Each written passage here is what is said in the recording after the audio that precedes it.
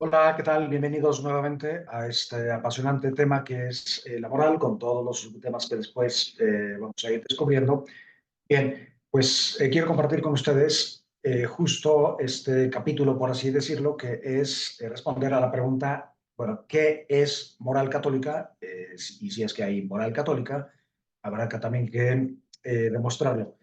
Bien, el tema, o bueno, el contenido que quiero ver con ustedes es este, ¿no? Primero, un nexo y el contexto, porque se trata de teología moral. Entonces, regresar un poquito y rápidamente a la teología para ya después ver, primero distinguir entre ética y moral, ver ya específicamente lo que es moral, preguntarnos si hay moral católica y cuáles son los principales temas de esta moral católica, dejando algunos aspectos eh, ya para ver después, que sería la historia de la teología moral, que también es otro temazo.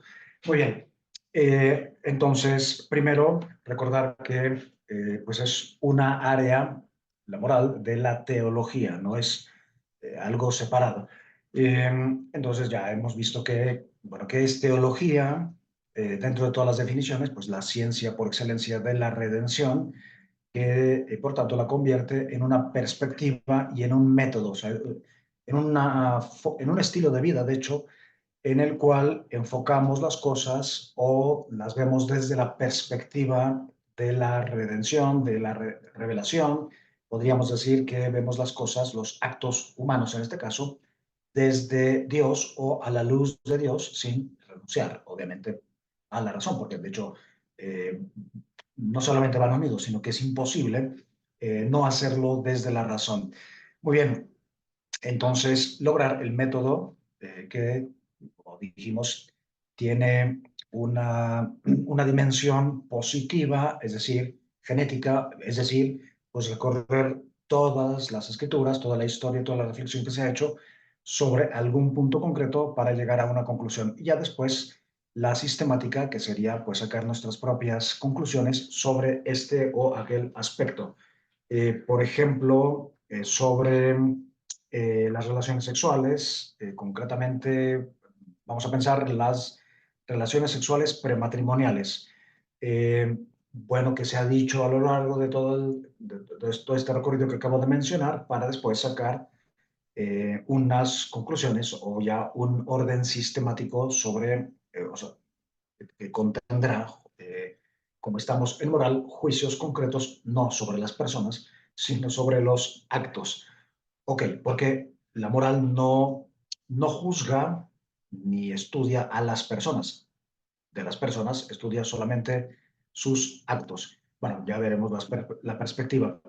Muy bien, vimos también que en este estilo de vida que es la teología y en esta ciencia, pues hay muchas áreas, la fundamental y apologética, la dogmática, la bíblica, patrística y litúrgica.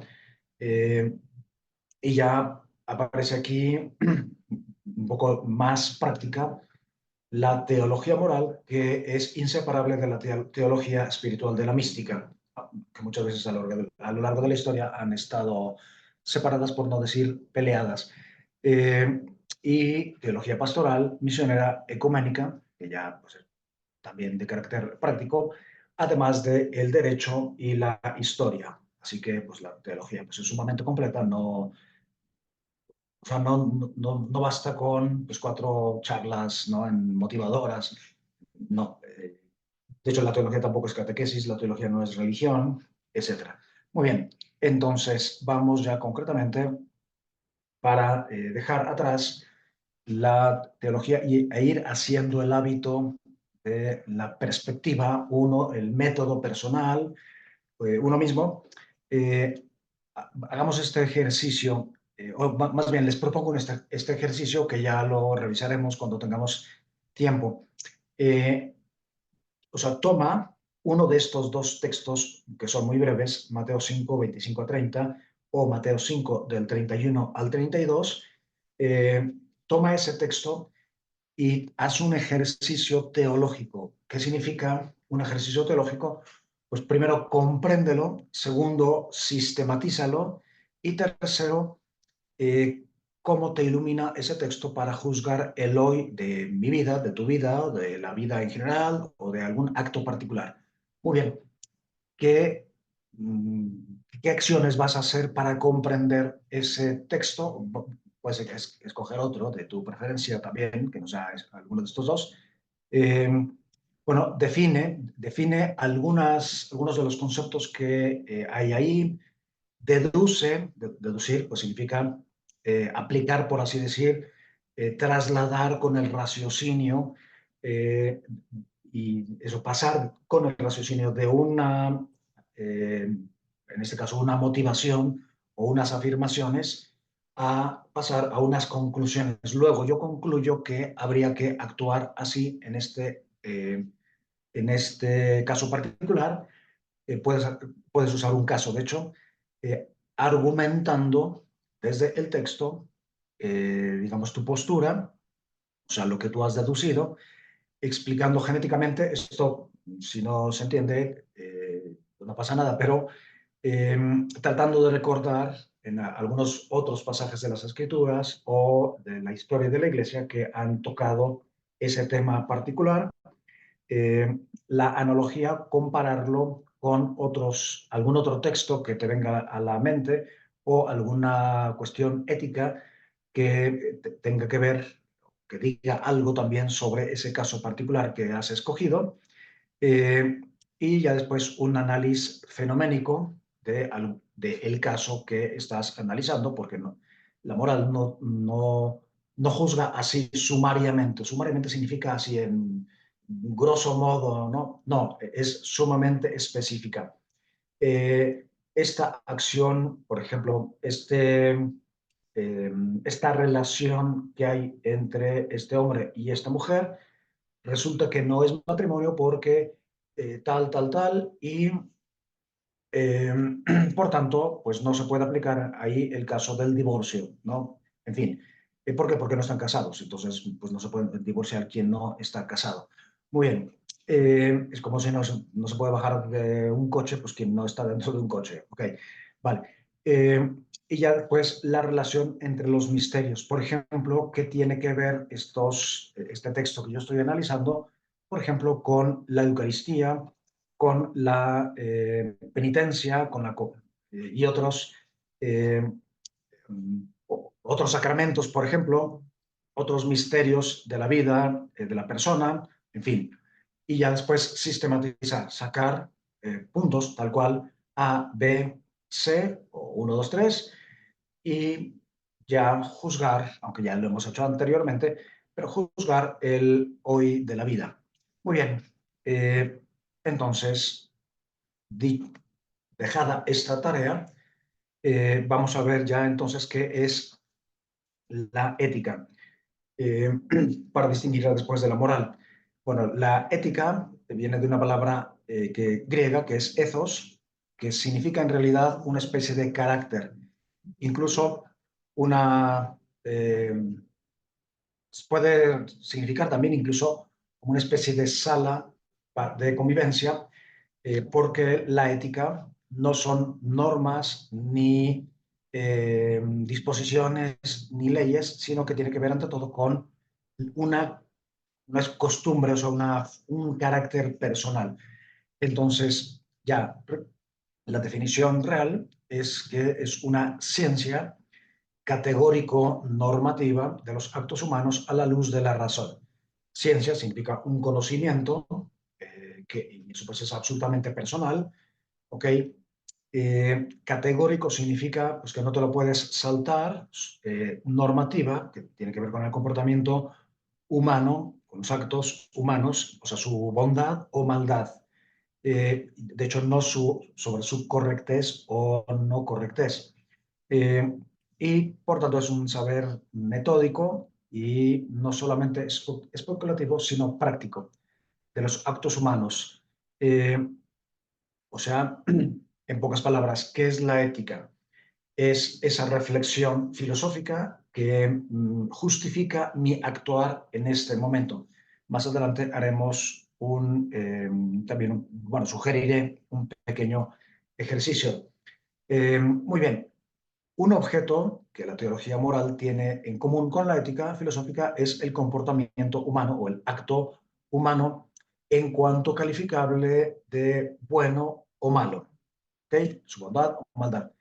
Ahora bien, tal comportamiento ha de ser juzgado como bueno o como malo teniendo en cuenta no solo la reflexión racional, sino, aquí comienza la moral, eh, sino también los contenidos de la revelación. Vamos, por ejemplo, a hacer un, eso, a poner un caso. Vamos a suponer que conoces a un chico o una chica que te invita a su casa para, bueno, imagínate también otro caso, pero bueno, para preparar y perpetrar un robo a una joyería. ¿Qué harías? Ir, no ir. ¿Por qué no ir? Por miedo, porque hay cámaras que nos pueden ver, por terror, eh, o porque pues, eres una persona íntegra, o porque has aprendido que hay cosas que se tienen que hacer por deber y otras por deber que evitar, eh, o por amor, por compasión hacia los dueños de la joyería, o o otras muchas posibles razones, también por odio, ¿no? En fin, porque esas personas deben ser ricas, luego pues hay que combatirlas.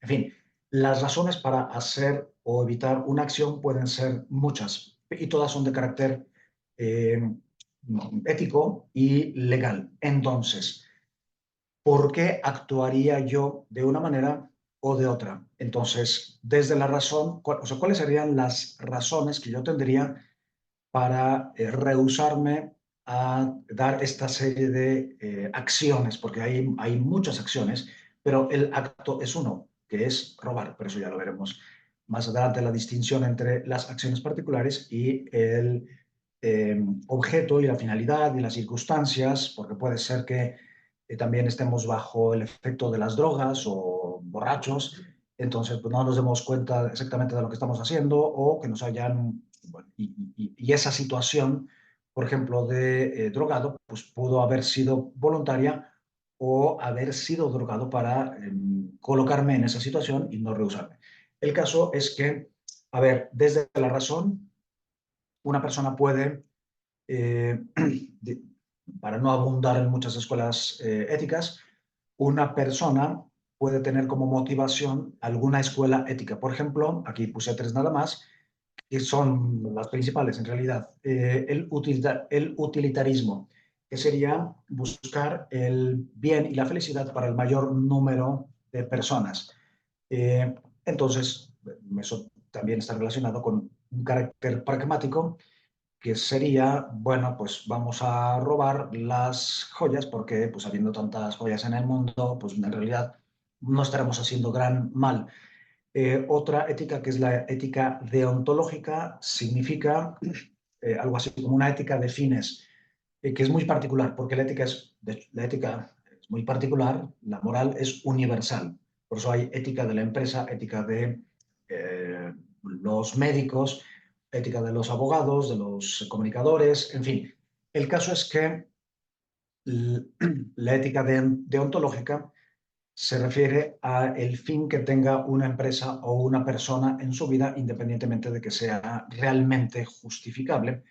Ok, entonces yo como tengo como fin de mi vida ser rico y solamente eso, o tener éxito, pues lógicamente una situación así podría resultarme provechosa según mi propia mentalidad, aunque en realidad esté haciendo daño al otro, que en ese caso el dueño de la joyería. Ok, hay una tercera gran escuela de la ética que sería la del que yo llamo de la bienaventuranza, algunos le llaman felicidad, otros de las virtudes, eh, que está, digamos, concentrada o motivada por la felicidad, por la plenitud. Entonces, es claro que en estas tres éticas, la tercera es la más elevada y la más justa porque, eh, por ejemplo, pues no puedo hacer el mal para hacerme a mí un bien, que sería quedarme con el valor eh, el valor económico de esas joyas, pisoteando valores superiores como el respeto a los bienes ajenos, el respeto a la integridad de las personas, en fin. Entonces, ¿cómo o sea, ¿cuáles serían las razones para yo actuar? ¿Okay? El remordimiento, etcétera. Entonces, todas estas motivaciones las trabaja o las ve la ética. Muy bien, ahora vamos a la moral. ¿Qué razones tendría yo y qué motivaciones, o sea, qué causas para, desde la revelación, desde la redención, desde mi fin último, que es la resurrección, eh, dónde y cómo se coloca este acto de robar, pues evidentemente contradice pues aquello que Dios espera de mí, ¿no? Que eso también se puede llamar la voluntad de Dios. Entonces, aquí bueno, espero que con este ejemplo haya quedado un poco claro la diferencia entre ética, que es solo a la luz de la razón, con lo que ya dijimos, y la moral cristiana, que sería a la luz de la revelación. Y por tanto, pues aquí se introducen algunos temas fundamentales, como desde luego que el más importante de todos, que es el amor. O sea, yo por amor a Dios, porque he sido redimido, pues no puedo permitirme hacer esta acción porque contradice no solo ese amor, sino la redención y por tanto, visto desde otro punto de vista, podría yo merecerme el infierno, porque siempre hay una dimensión escatológica. Muy bien, entonces vamos ya a la definición a una definición moral, se pueden dar otras, definición, perdón, de teología moral. Muy bien, es la parte de la teología, ya vimos en qué parte se encuentra, ¿no? Que estudia los actos humanos a la luz del proyecto divino sobre la persona. O sea, cuál es el proyecto de Dios sobre los hombres, pues está eso en su origen, cuál es la intención, el designio de Dios sobre los hombres.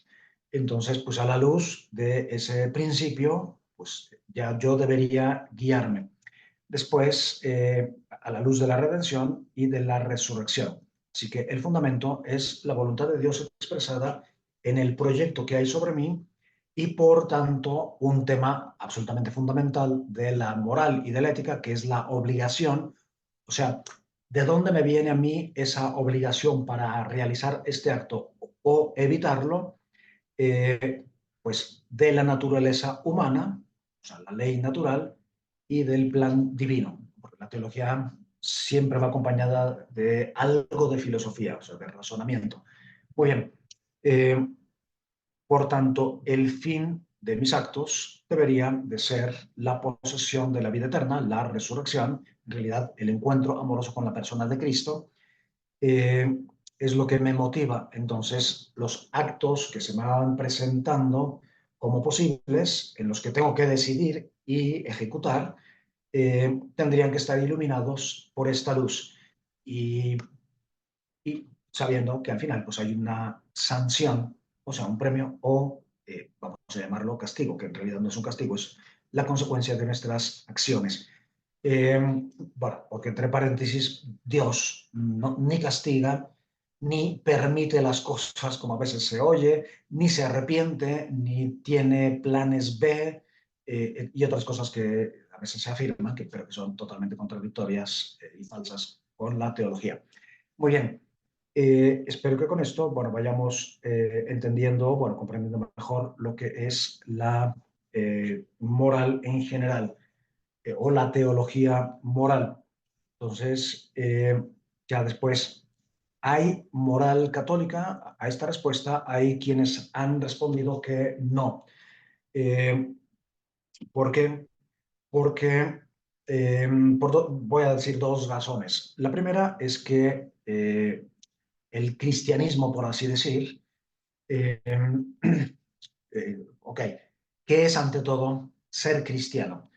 Pues no es, eso, el cristianismo no es ni una doctrina ni una moral, entonces de ahí, digamos, parten muchas personas bueno, muchos grandes teólogos para negar que haya realmente una moral específicamente católica. Por ejemplo, Suárez, que es un jesuita del siglo XVI, es un gran pensador, un escolástico de los últimos, un sistematizador que en realidad pues, se va más por la filosofía y abandona las escrituras. Y es el punto de partida, digamos, para la filosofía y mucha de la teología que se va a hacer después sin Biblia. Ok, esto entre paréntesis lo dejamos guardado porque después volveremos sobre eso.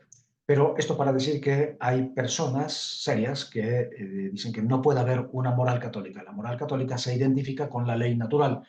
Por ejemplo, si analizamos el Decálogo, eh, pues vemos que prácticamente esos mandatos y prohibiciones están presentes en el Código de Hammurabi, en las 12 tablas de Roma, eh, y en prácticamente la ley, o sea, en los segundos principios de la ley natural.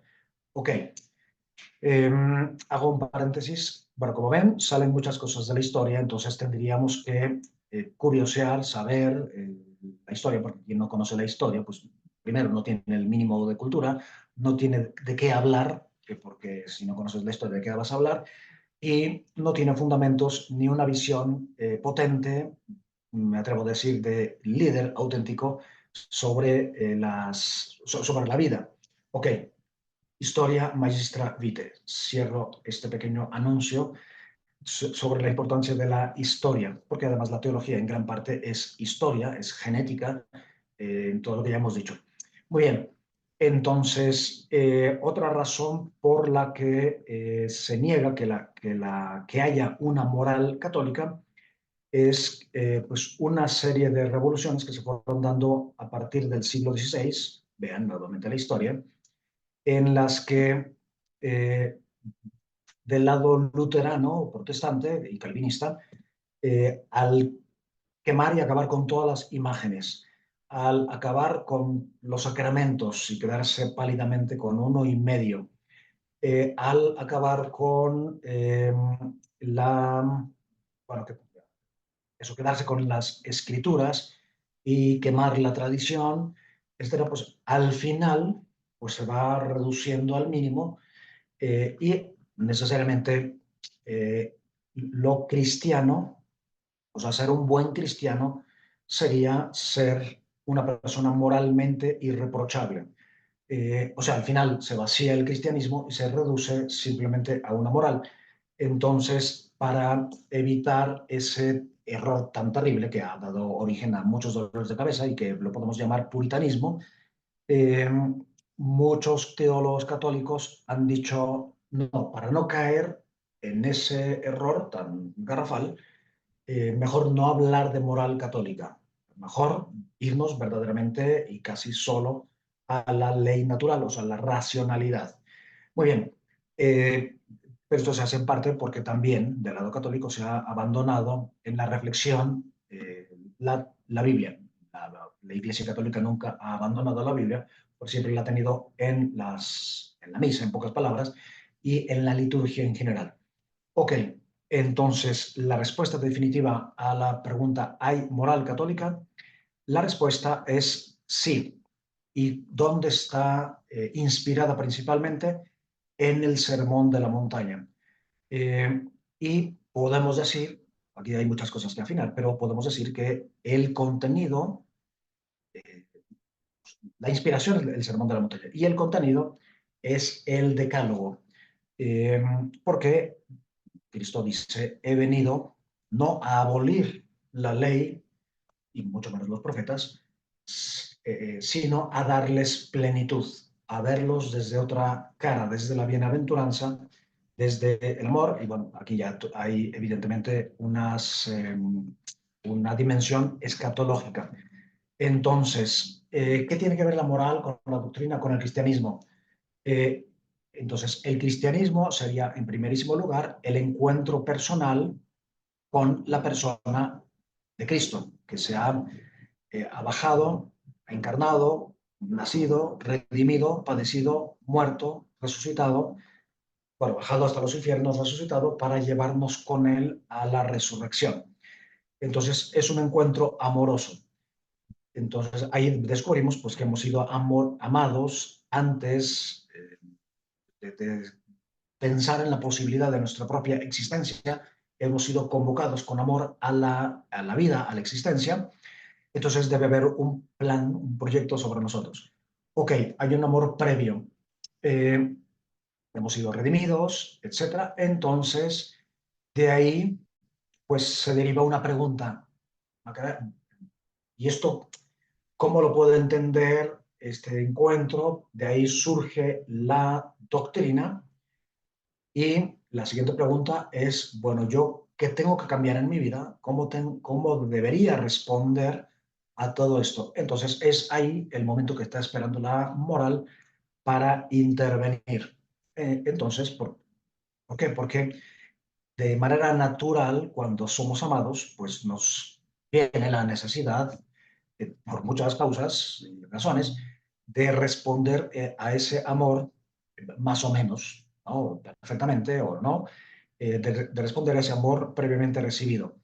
Eh, y, por tanto, el cristianismo, la fe, el encuentro, tiene siempre una consecuencia en el obrar. O sea, no es indiferente.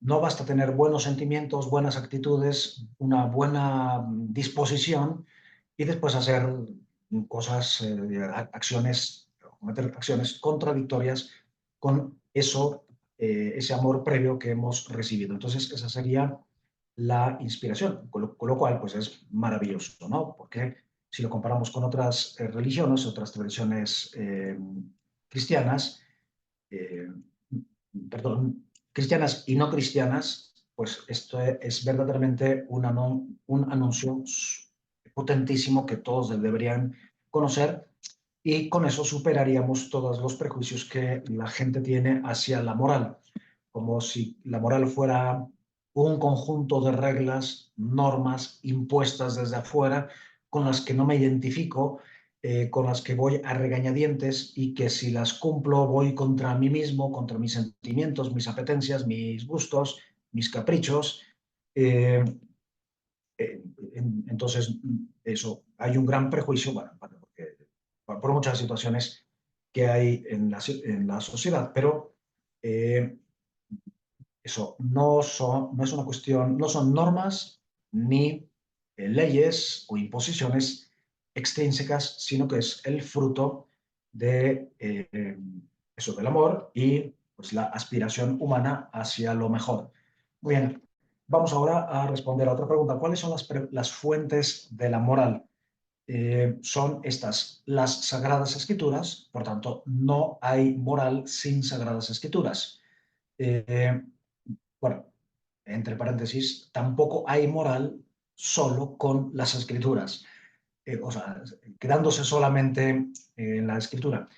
Bien, la segunda, la tradición, que sería pues ya toda ese bagaje que hay en la Iglesia Católica, que pues tiene que ver con los padres, los fundadores de la teología, la escolástica, eh, y ya después el magisterio y la reflexión teológica para llegar a una conclusión, ya a una sistemática, o sea, ya organizar sistemáticamente, pues, por ejemplo, eh, el mandamiento de no robarás o respetarás los bienes ajenos o no codiciarás los bienes ajenos, que ahí se refieren a actos físicos o actos materiales y actos, digamos, espirituales o actos no materiales, como son los pensamientos, los deseos y otros movimientos internos, actos internos, eso que no se ven externamente. Muy bien, perfecto. Y pues esas son